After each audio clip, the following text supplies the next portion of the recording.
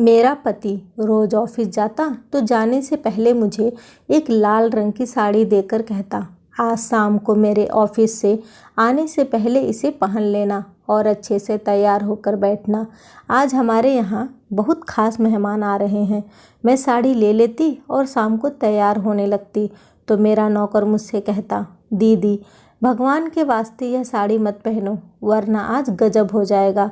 तुम नहीं जानती सारी रात तुम्हारे साथ यहाँ क्या खेल खेला जाता है। आज तुम यह साड़ी मुझे दे दो। आज यह साड़ी पहनकर तुम्हारी जगह पर मैं बैठूंगा और तुम छुपकर सब कुछ देख लेना। फिर तुम्हें मेरी बात पर भरोसा हो जाएगा और तुम सब कुछ समझ जाओगी। लेकिन मुझे अपने नौकर की सारी बातें झूठ लगती थी क्योंकि मुझे साड़ी पहनने के बाद कुछ भी याद नहीं रहता था। लेकिन आज उसने बहुत ज़्यादा जिद की और मेरे आगे हाथ जोड़ने लगा तो मैंने उसे अपनी साड़ी दे दी। उसने मेरी वह साड़ी पहन ली और अपने सर पर एक लंबे बालों की विग लगा दी। औरतों की तरह तैयार होकर मेरे कमरे में बैठ गया। रात को जब मेहमान आए तो मेरा पति एक एक करके उन्हें मेरे कमरे में ले जाता, मगर कुछ समय बाद यह देखकर मेरे पैरों तले ज़मीन निकल गई कि जब उन मेहमानों ने मेरे नौकर के साथ शाम के 6 बज रहे थे। जब मैं उठी तो मेरे घर में हर तरफ चहल पहल मची हुई थी। मेरी माँ मेरे छोटे भाई से कह रही थी कि जल्दी मार्केट जाओ और अच्छा सा नाश्ता लेकर आना और देखना कोई चीज़ रह न जाए। जब मैंने अपनी माँ से पूछा तो मुझे पता चला कि हमारे घर पर रिश्ते के लिए कुछ मेहमान आ रहे हैं। फिर माँ ने मुझे कहा कि एक अच्छा सा सूट पहनकर तैयार हो जाओ। मैं अपनी माँ को देखने लगी लेकिन मैंने उनसे कुछ नहीं कहा। मैंने एक नया जोड़ा निकाल कर पहन लिया और हल्का फुल्का मेकअप कर लिया। थोड़ी देर बाद वो रिश्ते वाले मेहमान हमारे घर पर आ गए। माँ ने उनको ड्राइंग रूम में बिठाया और खुद भी उनके साथ बैठ गई। मुझे उन्होंने कहा कि मैं चाय बना लूँ। घबराहट की वजह से मेरे तो हाथ पैर फूल रहे थे, पर मैंने चाय बनाई और जब मेरी माँ ने इशारा किया तो मैं चाय की ट्रे लेकर मेहमानों के सामने आकर बैठ गई। उनमें से एक औरत मुझे गौर से देख रही थी। मुझे उसी समय अंदाज़ा हो गया था कि मैं इन्हें पसंद आ चुकी हूँ। उनके देखने का तरीका बता रहा था और बाकी लोगों को भी मैं और मेरे परिवार वाले पसंद आ गए थे। अगले दिन उन्होंने हमारे घर फ़ोन करके बता दिया कि हमारी तरफ से हाँ है। माँ ने भगवान का शुक्रिया अदा किया और मेरी मंगनी आदित्य से तय कर दी और 1 महीने बाद की शादी की तारीख तय हो गई थी। इन 1 महीनों में मैंने आदित्य से थोड़ी बहुत फ़ोन पर बात की थी। वह मुझसे मेरी फ़ोटो मांगते लेकिन मैं उन्हें मना कर देती। खैर, हमारे इंतज़ार की घड़ियाँ ख़त्म हुई और वह दिन आ गया जब मैं आदित्य की दुल्हन बनकर उसके घर पर आ गई। शादी की रात के बारे में जो सपने मैंने देखे थे वह सब ही सच हो गए थे। मेरा घूंघट उठाते ही आदित्य ने मेरी बहुत ज़्यादा तारीफ़ की और मेरा हाथ पकड़कर मुझसे कहने लगे, तुम जानती हो मैं तुमसे कितनी मोहब्बत करता हूँ। जब मैंने पहली बार तुम्हें देखा था उसी समय मैंने सोच लिया था कि तुम मेरी दुल्हन बनने के लायक सिर्फ तुम ही हो। तुम मुझे सारी लड़कियों से अलग लगी थी। मैं तुम्हारा ज़िंदगी भर बहुत ख्याल रखूँगा। मैं चाहता हूँ कि तुम हमेशा इतनी ही खूबसूरत दिखो। घर के कामों के लिए यहाँ बहुत सारे नौकर हैं। तुम्हें यहाँ कोई काम करने की ज़रूरत नहीं है। बस तुम मुझे खुश करना और मेरे लिए हमेशा सच संवर कर रहना। मेरे लिए इतना ही बहुत है। उनकी ये बात सुनकर मुझे बहुत अच्छा लगा था। अब तो मैं भी उनकी दीवानी हो गई थी। उन्होंने अपने सारे वादे पूरे किए जो उन्होंने शादी की रात मुझसे किए थे। वो रोज़ जब ऑफिस से घर आते तो मेरे लिए गिफ्ट ज़रूर लाते थे। आदित्य की मोहब्बत ने मुझे सब कुछ भुला दिया था। अब मैं पहले से भी ज़्यादा खूबसूरत हो गई थी। आदित्य की मोहब्बत से मेरा रूप दिन ब दिन निखरने लगा था। जब मैं अपने मायके जाती तो मेरी दोस्त और मेरे पड़ोसी मुझे खूब गौर से देखती। मुझसे कहती, तुम्हारी तो लॉटरी निकल गई। तुम्हारे इतना मोहब्बत करने वाला पति मिला है। मोहब्बत में डूबे दिन रात ऐसे ही गुजरने लगे। यहाँ तक कि मेरी शादी को 6 महीने हो गए थे। एक दिन आदित्य ने मुझसे कहा कि उन्हें किसी काम से लंदन जाना है और वह मुझे सुबह मायके छोड़कर चले जाएंगे और 20 दिन के बाद वापस आकर मुझे लेने आ जाएंगे। उनके ऑफिस की कोई मीटिंग थी, इसलिए उनका जाना बहुत ज़रूरी था। मैंने भी कहा ठीक है। आदित्य ने मुझे शाम के टाइम मेरे मायके छोड़ दिया और खुद एयरपोर्ट की तरफ निकल गए। उसके बाद तो मेरी ज़िंदगी में जैसे तूफान सा आ गया। 20 दिन के बाद आदित्य मुझे मायके से घर तो ले गए, लेकिन वह मुझे बहुत बदले बदले लग रहे थे। अब वह मुझसे बात भी बहुत कम करने लगे थे। उनकी आंखों में मुझे पहली वाली मोहब्बत नहीं दिखती थी। अब मुझे उनके साथ अजनबी सा फील होता था। अब उनका ज़्यादा समय अब ऑफिस में ही गुजरता। जब मैं उनसे इस बात की शिकायत करती तो वो मुझसे अपने बिजनेस का बहाना कर देते थे। कहने लगते हैं कि मुझे ऑफिस में बहुत ज़्यादा काम होता है। कभी कहते कि घर में हर ज़रूरत की चीज़ है, फिर तुम्हें किस चीज़ की ज़रूरत है? मैं अपने काम में बहुत ज़्यादा बिजी रहता हूँ, तुम्हें थोड़ा बर्दाश्त करना पड़ेगा। मैं उनसे कहती कि मुझे चीज़ों की नहीं, आपकी ज़रूरत है। मगर शायद अब आदित्य के पास मेरे लिए वक्त नहीं था। मैं घर पर सारा दिन अकेली बोर होती रहती थी, इसलिए मैंने खाना पकाने वाली और सफाई करने वाली नौकरानी को छुट्टी दे दी। मैंने सोचा कि मैं घर का सारा काम अब खुद ही करूँगी। हो सकता है इसी से मेरा समय गुजर जाए और मुझे आदित्य के इंतज़ार की तकलीफ़ भी नहीं सहनी पड़ेगी। लेकिन यह सिर्फ मेरा ख्याल ही था, क्योंकि मुझे घर का काम छोड़े हुए बहुत टाइम हो गया था। अब जब मैंने घर का काम शुरू किया तो मेरी हिम्मत जवाब दे गई। मुझसे यह काम संभाला नहीं जा रहा था। मैंने परेशान होकर आदित्य से कहा कि आप घर के कामकाज के लिए दोबारा कोई नौकरानी रख लीजिए, क्योंकि मुझसे अब इतना सारा काम नहीं होता। लेकिन आदित्य कहने लगे कि अब हमें नौकर की कोई ज़रूरत नहीं है। वैसे भी घर में होता ही कौन है, एक मैं हूँ और एक तुम हो। 2 लोगों का खाना बनाना कोई बड़ी बात नहीं है। आदित्य का यह जवाब सुनकर तो मैं हैरान रह गई, क्योंकि वह तो मुझे हमेशा सजने संवरने की बातें करते थे और मुझसे कहते थे कि तुम्हें किसी भी काम को हाथ लगाने की ज़रूरत नहीं है। और आज वही इंसान मुझसे नौकरों की सैलरी पर बहस कर रहा है। यह सब सुनकर मेरा दिल टूट गया था, लेकिन मैंने उनसे कोई शिकायत नहीं की। अगले दिन आदित्य ऑफिस से घर वापस आए तो वह मुझे बहुत खुश लग रहे थे। जब मैंने उनसे वजह पूछी तो कहने लगे कि मेरे पास एक गुड न्यूज़ है, लेकिन वह मैं तुम्हें कल बताऊंगा। फ़िलहाल तुम मेरे लिए खाना लगा दो, मुझे बहुत भूख लग रही है। मैं सोचने लगी कि आखिर ऐसी क्या बात है जो आज ये इतना खुश है। मैं भी चुप हो गई और खामोशी से अगले दिन का इंतज़ार करने लगी। शाम के समय में उनका इंतज़ार कर रही थी कि दरवाजे पर किसी ने बेल बजाई। मैंने जाकर दरवाज़ा खोला तो सामने गाड़ी खड़ी थी। आदित्य अपनी गाड़ी में ही बैठे हुए थे। उनके हाथ में बहुत सारे शॉपिंग बैग थे। जब मैंने दरवाज़ा खोला तो वह अंदर आने के बजाय वह शॉपिंग बैग मुझे देकर बोले कि तुम जल्दी से यह नए कपड़े पहनकर तैयार हो जाओ, मैं तुम्हें एक पार्टी में ले जा रहा हूँ। जब तुम तैयार हो जाओगी तो हम चलेंगे। तुम मुझे कॉल या मैसेज कर देना, मैं तुम्हें पिक करने आ जाऊँगा। मैंने उनसे वह बैग लिया और अपने कमरे में आकर तैयार होने लगी। मैं खुशी खुशी आदित्य के साथ जाने के लिए तैयार हो रही थी। लाल रंग की साड़ी और गोल्डन ज्वेलरी में इतनी खूबसूरत लग रही थी, मुझे खुद को देखकर यकीन नहीं आ रहा था कि ये मैं ही हूँ। बार बार मैं अपने आप को शीशे में देख रही थी। फिर से दरवाजे पर बेल बजी। मैं समझ गई कि दरवाजे पर आदित्य ही होंगे और वह मेरा इंतज़ार नहीं कर सके, इसलिए मुझे पहले ही लेने आ गए। मैंने जल्दी से अपने बाल खोले और घर को लॉक करके आदित्य के साथ गाड़ी में बैठ गई। आज आदित्य खुद भी बहुत अच्छे से तैयार हुए थे, बहुत अच्छे मूड में थे और मुझसे काफ़ी हंसी मजाक भी कर रहे थे।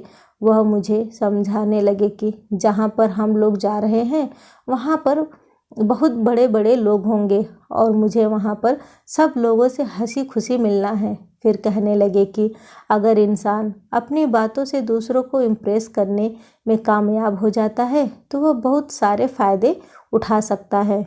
उनकी बातें मेरी समझ में नहीं आ रही थी, थोड़ी देर बाद हमारी गाड़ी एक बड़े से होटल के सामने पार्क की।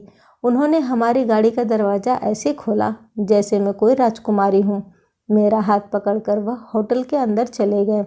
उनका अंदाज आज मुझे बहुत बदला बदला सा लग रहा था, क्योंकि मैंने उन्हें ऐसा शादी के बाद पहली बार ही देखा था जो आज वह सारी दुनिया के सामने दिखा रहे थे।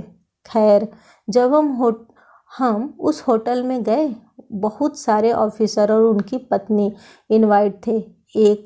एक बहुत बड़ी पार्टी थी। यहाँ आकर मुझे थोड़ा नर्वस फील हो रहा था, लेकिन थोड़ी ही देर में मुझे पता चल गया कि मेरी खूबसूरती ने सबको अपनी तरफ खींच लिया है। वैसे तो मैं पहले भी बहुत ज़्यादा खूबसूरत थी और आज मैं ऐसे तैयार हुई थी जैसे किसी नई नवेली दुल्हन को तैयार किया जाता है।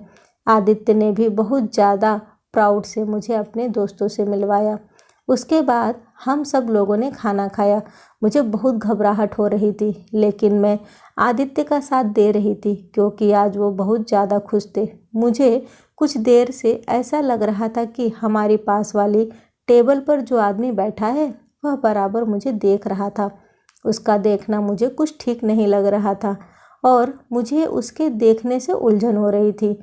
थोड़ी देर के बाद वह अपने टेबल से उठकर हमारे साथ ही हमारी टेबल पर आकर बैठ गया। बात करते करते पता चला कि वह मेरे पति आदित्य का सीनियर ऑफिसर था, लेकिन उसे देखने से कहीं से भी नहीं लग रहा था कि वह सीनियर है। आदित्य ने मुझे उससे मिलवाया। उसने हाथ मिलाने के लिए अपना हाथ आगे किया। न चाहते हुए भी मुझे सबके सामने उससे हाथ मिलाना पड़ा। हाथ मिलाते हुए उसने मेरा हाथ अपने हाथ से हल्के से दबा दिया था। उसकी ये हरकत मुझे बहुत बुरी लगी थी। आदित्य ने भी यह बात नोटिस की थी, लेकिन उन्होंने कुछ भी नहीं कहा। वह चुप रहे। मुझे अपने पति की इस हरकत पर बहुत हैरत हो रही थी कि वह यह सब कुछ कैसे बर्दाश्त कर रहे हैं। आदित्य ने मुझे बताया कि यह मिस्टर रॉय हैं। अगर यह चाहे तो मुझे बहुत जल्दी प्रमोशन मिल सकती है। मिस्टर रॉय की बातचीत जारी रही। वह बहुत ज़्यादा दिलचस्प बातें कर रहे थे, लेकिन वह बराबर ही मुझे देखे जा रहे थे। जब पार्टी खत्म हुई तो मिस्टर रॉय मेरे पति से हंस हंस कर बातें करने लगे। वह उनके साथ ही चलते हुए होटल से बाहर आ गए। मुझे उनका हमारे साथ में चलना बिल्कुल भी अच्छा नहीं लग रहा था। खैर, अब हम पार्टी से अपने घर वापस आ गए थे। आदित्य ने घर आकर मुझे शुक्रिया अदा किया क्योंकि पार्टी में मैंने उनका पूरा साथ दिया था। इसी खुशी में आदित्य ने मुझसे वादा किया कि वह जल्दी ही घर में किसी नौकरानी का इंतज़ाम कर देंगे। बस अब मुझे उनके साथ ऐसे ही पार्टियों में जाना होगा और उनके बड़े बड़े ऑफिसर से मेलजोल बढ़ाना होगा। अगले दिन जब मैं सोकर उठी तो 12 बज रहे थे। आदित्य खुद ही नाश्ता करके घर से ऑफिस के लिए निकल गए थे। 1 घंटे बाद मैं फ्रेश होकर उठी तो दरवाजे पर किसी ने बेल बजाई। उस समय मेरे पति घर पर नहीं होते थे और वह उस समय कभी घर पर आते ही नहीं थे। मैं सोच रही थी कि पता नहीं कौन है। जब मैंने दरवाज़ा खोला तो आदित्य थे। उनके उस समय घर पर आने पर मुझे बहुत ज़्यादा हैरत थी, लेकिन उनके बराबर में मैंने एक लड़के को खड़ा हुआ देखा तो मैं समझ गई थी कि लड़के की उम्र 18-19 साल की होगी। उसका रंग सफ़ेद और सुर्ख था। आदित्य ने मुझे उस लड़के से मिलवाया। मुझसे कहने लगे कि यह रामू है, बहुत ही जिम्मेदार और शरीफ बच्चा है, हर काम करना जानता है। इसने कुछ समय होटल में भी काम किया है। यह घर के सारे कामों से लेकर गाड़ी चलाना भी जानता है। आदित्य ने उसकी तरफ इशारा करते हुए कहा। कंधा थपथपाया तो उसने अपनी नज़रें झुका ली। मुझे उसका यह अंदाज बहुत अच्छा लगा। आदित्य ने मुझे बताया कि यह एक बहुत गरीब घर से है। आज सुबह तुम सो रही थी तो मैं घर से नाश्ता किए बगैर चला गया था। मैंने सोचा कि मैं किसी ढाबे पर ही नाश्ता कर लूँगा। वहाँ मेरी मुलाकात रामू से हुई। ये मुझसे बहुत खुश दिल से मिला और इसने मुझे बहुत अच्छा नाश्ता बनाकर खिलाया। मैं इसे ज़्यादा तनख्वाह देने की बात करके अपने साथ ले आया। यह तुम्हारी हर काम में मदद करेगा और तुम्हारा छोटे भाई की तरह ख्याल रखेगा, है ना रामू? उन्होंने रामू की तरफ देखा तो उसने जी हाँ में सर हिला दिया। खैर, मैं भी सुकून से हो गई थी कि नौकर की फौज से जान छूटी। अच्छा है, एक ही नौकर घर के सारे काम कर लेगा, मुझे भी आसानी होगी और ज़्यादा सर खपाना नहीं पड़ेगा। रामू ने सच में मुझे बहुत आराम पहुंचाया। वह सारे काम औरतों से भी ज़्यादा अच्छे से करता था। वह मुझे मेरे छोटे भाई की तरह ही लगता था। वह भी मुझे दीदी दीदी कहता तो मुझे एहसास होता कि इसके दिल में मेरे लिए कितनी इज्जत है। एक दिन जब मैं सुबह उठी तो रामू अपने कमरे में नहीं था। मुझे फिक्र होने लगी कि पता नहीं कहाँ चला गया। मैंने बाहर जाकर देखा तो वह लॉन में बैठा हुआ रो रहा था। मैं उसके आंसू देखकर समझ गई कि ज़रूर उसकी कोई न कोई मजबूरी होगी या उसके घर में कोई परेशानी होगी, वरना वह इस तरीके से नहीं रोता। वह तो हमेशा हंसी खुशी रहने वाला लड़का था। फिर मैं रामू के पास गई। उसने मुझे देखा तो वह अपने आंसू मुझसे छुपाने लगा। शायद वह मुझे अपनी परेशानी बताना नहीं चाहता था। मैंने उससे काफ़ी पूछने की कोशिश की, लेकिन उसने मुझे कुछ भी नहीं बताया। मैंने सोचा कि शायद इसके घर में पैसे की परेशानी होगी, इसलिए मैंने उसे कुछ पैसे दिए, लेकिन उसने वह पैसे लेने से मना कर दिया। इतने में आदित्य का फ़ोन आ गया। वह कह रहे थे कि आज हमारे घर पर कुछ मेहमान आ रहे हैं, तुम रामू से खाना बनवा लेना और खुद वही लाल साड़ी पहनकर तैयार हो जाना। तुम अगर मेरे मेहमानों से बातचीत करती रहोगी तो उनका दिल लगा रहेगा। उनके दोस्तों का सुनकर तो मुझे घबराहट होने लगी। मिस्टर रॉय को बर्दाश्त करना तो मेरे बस के बाहर की बात थी। उनकी गंदी नज़रें उस दिन भी मेरे ऊपर ही टिकी हुई थी, जिसे मैंने खूब ध्यान से देखा था। खैर, मैं मजबूरी और आदित्य के कहने से तैयार हो गई। तकरीबन रात के 8 बजे आदित्य अपने मेहमानों को लेकर घर आ गए। फिर वही हुआ जिसका मुझे डर था। आदित्य के साथ आने वाला मेहमान और कोई नहीं बल्कि मिस्टर रॉय ही थे, जिन्हें देखकर ही मेरा मूड खराब हो गया था। मेरा दिल तो नहीं चाहता कि मैं उनसे बात करूं, मगर मजबूरन मुझे उनसे बात करनी पड़ी। मैं और आदित्य मिस्टर रॉय के साथ ड्राइंग रूम में बैठे थे। वह बहुत ही अजीब तरीके से मेरे सामने बैठे थे, मगर उन्हें कोई खबर ही नहीं थी। थोड़ी देर बाद आदित्य के मोबाइल पर किसी का फ़ोन आया। वो फ़ोन पर बात करते हुए कमरे से बाहर चले गए। अब कमरे में मैं और मिस्टर रॉय अकेले रह गए थे। मिस्टर रॉय मुझसे खुलकर बातें करने लगे तो मुझे उनका यह अंदाज़ पसंद नहीं आया।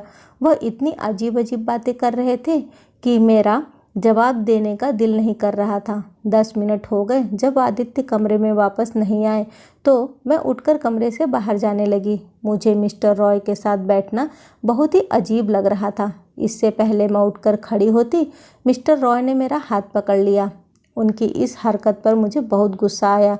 मेरा दिल तो कर रहा था कि मैं उन्हें एक जोर का थप्पड़ लगाऊं, लेकिन मैंने अपने गुस्से को ठंडा किया और आराम से उनसे कहने लगी कि मिस्टर रॉय, यह आप क्या कर रहे हैं? आप मेरे पति के दोस्त हैं और ऑफिसर भी हैं, इसलिए मैं आपकी बहुत इज्जत करती हूँ।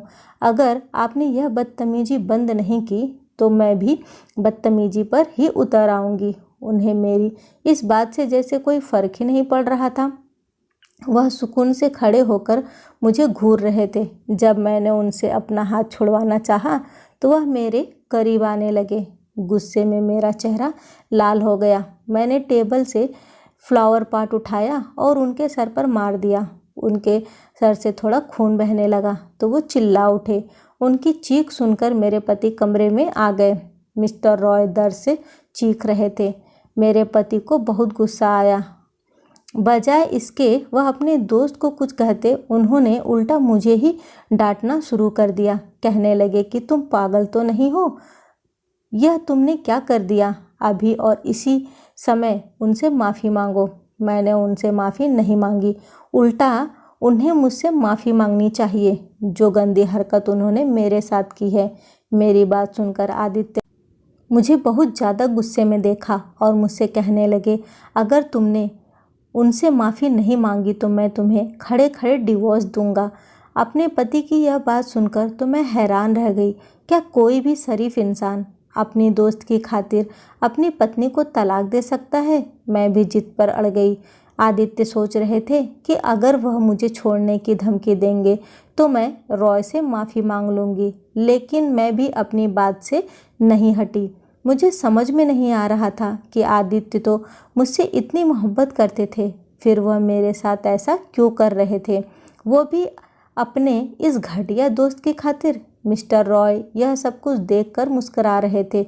वह भी बड़बड़ाते हुए हमारे घर से चले गए। मेरे पति भी उनके पीछे पीछे गए और मेरे बर्ताव की उनसे माफ़ी मांगने लगे। थोड़ी देर बाद जब आदित्य घर के अंदर वापस आए तो उनका मूड ऐसा था जैसे कुछ हुआ ही ना हो, लेकिन मेरी तो दुनिया ही उजड़ चुकी थी। मैं अपने कमरे में जाकर अपने बैग पैक करना शुरू कर दिया और उसी समय घर से निकलने लगी तो आदित्य ने मुझे कमरे में बंद कर दिया। मैंने दरवाज़ा खटखटाया मगर उन्होंने नहीं खोला। थोड़ी देर बाद वह अंदर आए और मुझसे कहने लगे कि क्या हुआ। मैंने जो कुछ भी तुमसे कहा है वह गुस्से में कह दिया। क्या हमारी बरसों की मोहब्बत मेरी छोटी सी बात पर ख़त्म हो जाएगी? जाहिल लड़कियों की तरह हंगामा मत करो। जो कुछ भी हुआ है उसे भूल जाओ और खबरदार, जो तुमने घर से निकलने की कोशिश भी की, मैं तुम्हारी टांगें तोड़ दूंगा। वैसे भी दरवाजे पर लॉक लगा हुआ है। तुम्हें बाहर जाने की ज़रूरत भी नहीं है और इजाज़त भी नहीं है। जब तक मैं ना कहूँ तुम घर से बाहर कदम नहीं निकाल सकती। तुम्हें हर सूरत में मेरे ऑफिसर को खुश करना होगा, वरना मुझसे बुरा कोई नहीं होगा। अपने पति का ऐसा रूप देखकर मेरे तो पैरों तले जमीन निकल गई। आदित्य इस हद तक गिर सकते हैं, मैंने कभी सपने में भी नहीं सोचा था। इस सारे हंगामे की खबर रामू को भी हो चुकी थी, क्योंकि कमरे में पड़े फ्लावर पॉट के टुकड़े समेटने के लिए मैंने उसे कहा था। अब जब आदित्य ने मुझे यहाँ कमरे में बंद कर दिया था और मैं रामू के रहमो करम पर आ गई थी, मेरे पति ने उसे सख्ती से समझाया था कि मुझसे कोई बात न करे। अगले दिन आदित्य घर से ऑफिस के लिए चले गए। उनके कहने के अनुसार रामू ने मुझे खाना दिया। मैं अपने ही घर में कैद होकर रह गई थी और अपने नौकर की मोहताज हो गई थी।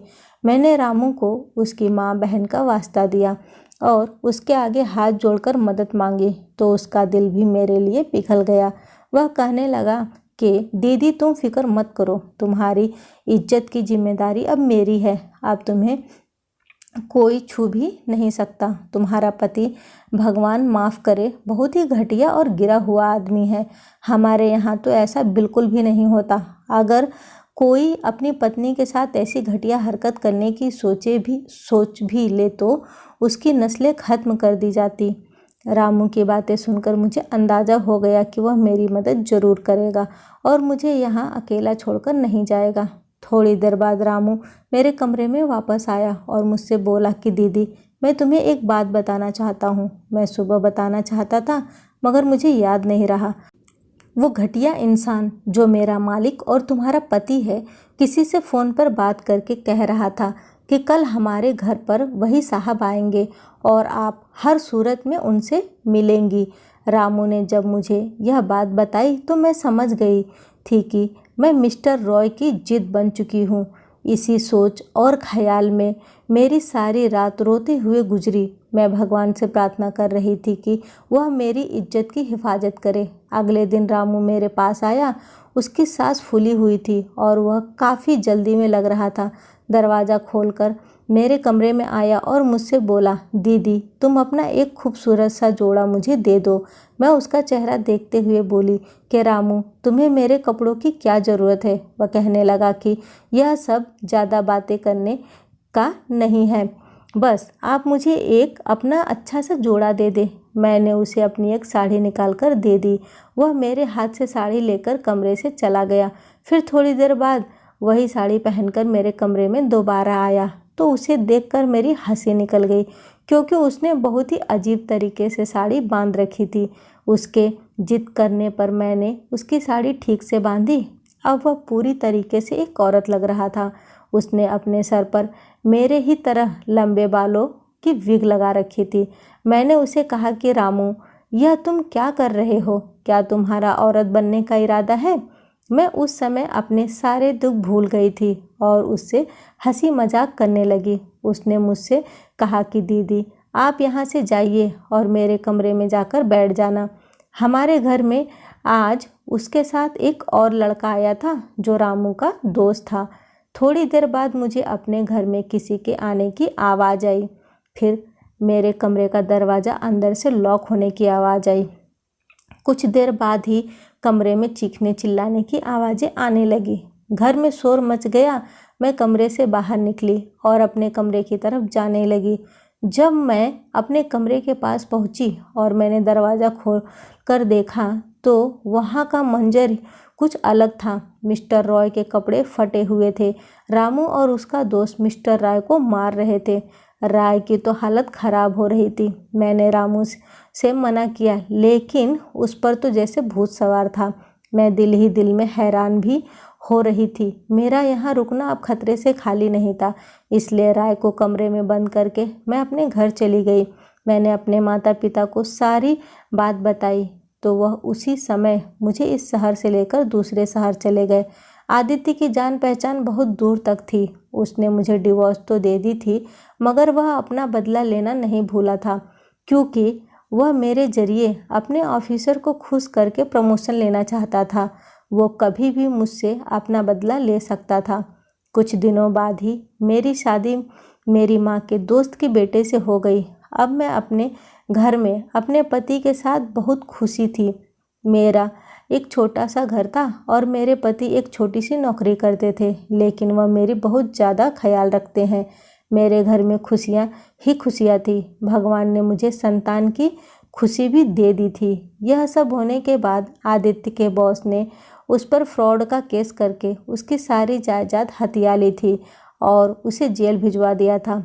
आगे मैं बस इतना कहूँगी कि भगवान दुश्मन को भी ऐसा पति ना दे जो अपनी पत्नी की इज्जत नीलाम करना चाहता हो, अपनी पत्नी को सीढ़ी बनाकर आसमान की ऊंचाइयों को छूना चाहता हो। आपकी क्या राय है इस बारे में? मुझे कमेंट करके ज़रूर बताइएगा। वीडियो को लाइक और शेयर करना न भूलें। चैनल पे पहली बार आए हैं तो इसे सब्सक्राइब जरूर करें। कहानी सुनने के लिए आपका बहुत बहुत धन्यवाद।